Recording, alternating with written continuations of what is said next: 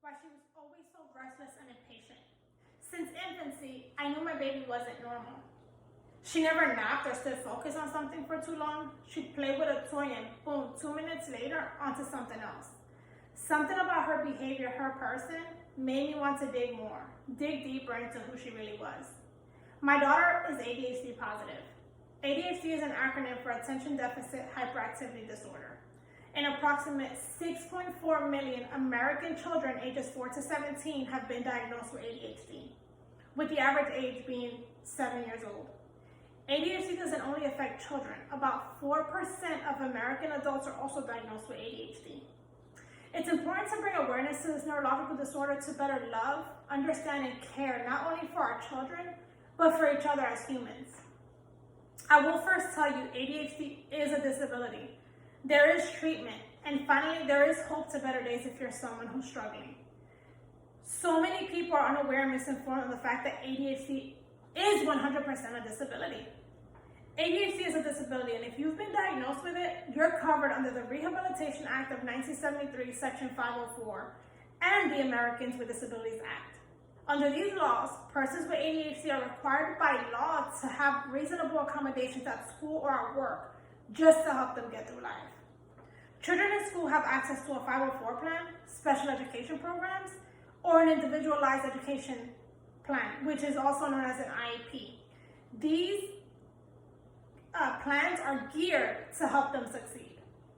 There are tools available such as visual aids to help a child with ADHD process information in a manner that works for them and their processing.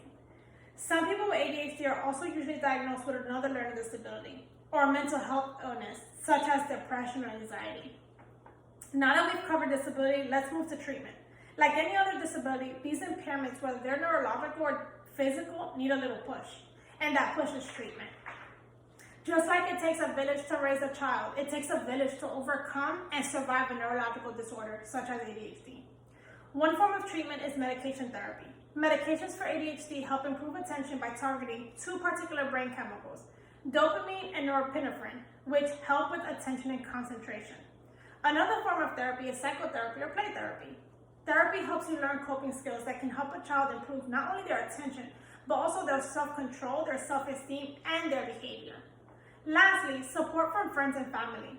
Those people who want to understand you, help you, and are patient with you and your struggles. Those people who support you help to promote a change in behaviors that affect everyone around you and create a positive learning environment. Now that we've covered disability and treatment, let's discuss hope. Children with ADHD are disruptive, emotionally unstable, fidgety, lack focus, and have trouble listening. But there is hope. Always praise and encourage your child when they've shown good behavior, just as you would call them out on something that's unacceptable. Provide structure and stick to your schedule. For a child with ADHD, knowing what to expect helps with behavioral issues and impulse control. Learn ways that as a parent, a caregiver, a sibling can help develop healthy, happy, loving relationships by not getting overwhelmed. This will help decrease the amount of stress and help in the growth of your child with ADHD. To conclude, life isn't easy, but living with ADHD is even harder. Those feelings of frustration, disconnect, confusion, restlessness, and being misunderstood. Instead, be that rock for your child, for your niece, for your neighbor. Remind them that there are other ways that they can get help and make things easier for them, whether it's at school or at home or just hanging out with friends. Maybe offer to go to a therapy session with them or help them find the first step to seeking help. And lastly, prove to them that no matter how frustrated you are, that you will always love and support them in any way that you can. Let them know that there is hope and to never give up on themselves. At night before bed, I always let my daughter know how much I love her. And when she comes home from school with work that's incomplete, I let her know how proud I am of her efforts. During long breaks off of school, I don't yell or degrade her. Instead, I step away and realize it's not me struggling with a disability. So I step back, refocus my energy on creating a happy, healthy learning environment for my child.